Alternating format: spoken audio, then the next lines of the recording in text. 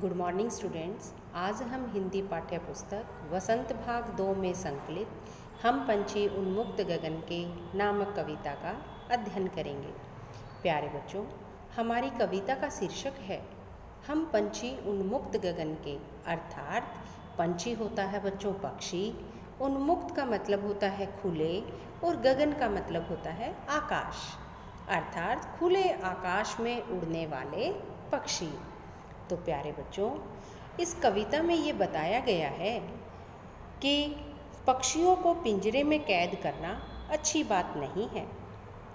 जैसे कि यदि मनुष्य को किसी एक कमरे में बंद कर दिया जाए और सभी सुख सुविधा उसे उसी कमरे में दे दी जाए और ये कहा जाए कि उस कमरे से बाहर निकलना ही नहीं है, तो सोचो क्या आप उस कमरे में बंद रहना पसंद करेंगे?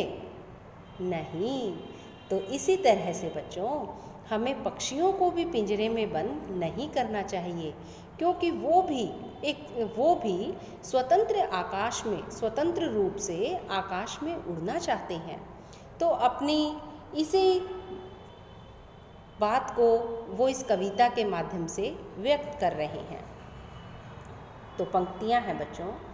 हम पंछी उन्मुक्त गगन के पिंजर बंद न गा पाएंगे, कनक तीलियों से टकराकर पुलकित पंख टूट जाएंगे। तो बच्चों, इन पंक्तियों में कवि कहते हैं कि पक्षी खुले आसमान में उड़ने वाले हैं, पिंजर बंद न गा पाएंगे। पिंजर का मतलब होता है बच्चों पिंजरे में बंद रहकर। तो पक्षी पिंजरे में बंद होकर खुशी के गीत नहीं गा पाएंगे। कनक तीलियों से टकराकर, कनक का मतलब होता है बच्चों सोने की। तो पक्षियों का कहना है कि सोने की तीलियों से टकराकर पुलकित पंख टूट जाएंगे। पुलकित का मतलब होता है कोमल, उनके कोमल पंख टूट जाएंगे। नेक्स्ट पैराग्राफ बच्चों। हम बहता जल पीने वाले मर जाएंगे भूखे प्यासे, कहीं भली है कटुक निबोरी कनक कटोरी की मैदे से। तो प्यारे बच्चों, इन पंक्तियों में कवि कहते हैं कि हम तो बहती हुई नदी का जल पीने वाले हैं, और यदि हमें पिंजरे में बंद कर दिया गया तो फिर हम भूखे और प्यासे मर जाएंगे। कहीं भली है कटुक निबोरी, कटुक का मतलब होता है बच्चों कड़वी, और निबोरी का मतलब निबोली, यानी वो निबोलियाँ जो कि नीम पर लगती हैं। कहीं भली है कटुक निबोरी कनक कटोरी की मैदे से। कनक का मतलब होता है बच्चों सोना। तो पक्षियों का कहना है कि सोने की कटोरी में मिलने वाले मैदे से अच्छी उन्हें नीम पर लगने वाली कड़वी निबोलियाँ लगती हैं। अर्थात पक्षियों के कहने का क्या मतलब है बच्चों? वो ये कहना चाहते हैं कि उन्हें आज़ाद छोड़ दो, और आज़ाद रहने पर उन्हें कड़वे फल खाना भी अच्छा लगता है, और यदि उन्हें पिंजरे में बंद करके सोने की कटोरी में मैदा भी दिया जाता है खाने के लिए, तो भी उन्हें वो अच्छा नहीं लगता। नेक्स्ट पैराग्राफ बच्चों।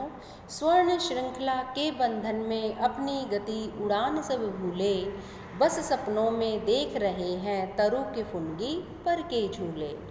स्वर्ण का मतलब होता है बच्चों सोना, और श्रृंखला का मतलब होता है जंजीरें।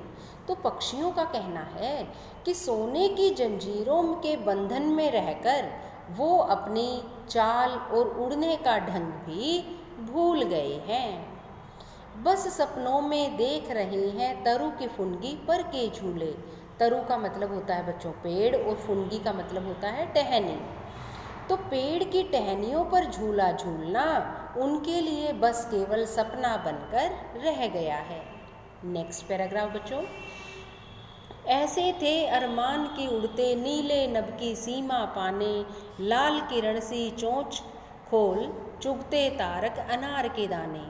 अरमान का मतलब होता है बच्चों इच्छा। पक्षी कहते हैं कि हमारी तो उस नीले आसमान की सीमा को पाने की इच्छा थी, अर्थात वो उस नीले आकाश में उड़ना चाहते हैं। लाल किरण सी चोंच खोल, और उनका ये भी मानना है कि वो अपनी लाल किरणों जैसी चोंच को खोलकर अनार के दाने रूपी तारों को चुगते रहें। अर्थात पक्षी स्वतंत्रता पूर्वक आकाश में उड़ना चाहते हैं। नेक्स्ट पैराग्राफ बच्चों। होती सीमाहीन क्षितिज से इन पंखों की होड़ा होड़ी, या तो क्षितिज मिलन बन जाता या तंती सांसों की डोरी। तो प्यारे बच्चों, इन पंक्तियों में कवि क्या कहते हैं कि होती सीमाहीन क्षितिज से, क्षितिज का मतलब होता है बच्चों आकाश, कि जब पक्षी आकाश में उड़ने के लिए अपने पंख फैलाते हैं तो उनके दोनों पंखों में परस्पर एक दूसरे से आगे निकलने की होड़ लग जाती है। होड़ा होड़ी का मतलब होता है बच्चों प्रतिस्पर्धा। या तो क्षितिज मिलन बन जाता या तंती सांसों की डोरी, कि अपनी इस प्रतिस्पर्धा में या तो वे उस सीमाहीन क्षितिज को यानी आकाश को प्राप्त कर लेते हैं या फिर थक कर बैठ जाते हैं। Next paragraph. नीड न दो चाहे टहनी का, आश्रय छिन भिन कर डालो, लेकिन पंख दिए हैं तो आकुल उड़ान में विघ्न न डालो। तो प्यारे बच्चों, नीड का मतलब होता है घोंसला और आश्रय का मतलब है रहने का स्थान। छिन्न भिन्न का मतलब होता है नष्ट कर देना। विघ्न का मतलब होता है बच्चों बाधा या रुकावट।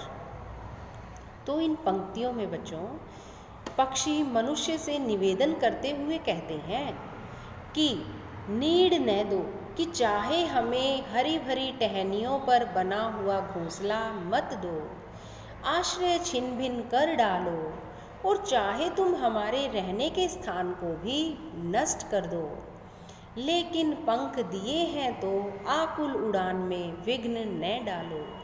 अब पक्षियों का कहना है कि यदि हमें परमात्मा ने उड़ने के लिए पंख दिए हैं तो फिर तुम उन पंखों की उड़ान में बाधा मत डालो। तो प्यारे बच्चों, ये हमारी कविता थी, बहुत ही सुंदर कविता, जिसमें पक्षियों के द्वारा मनुष्य को यह कहा निवेदन किया गया है कि उन्हें पिंजरे में बंद करके मत रखो, उनकी स्वतंत्रता को मत छीनो।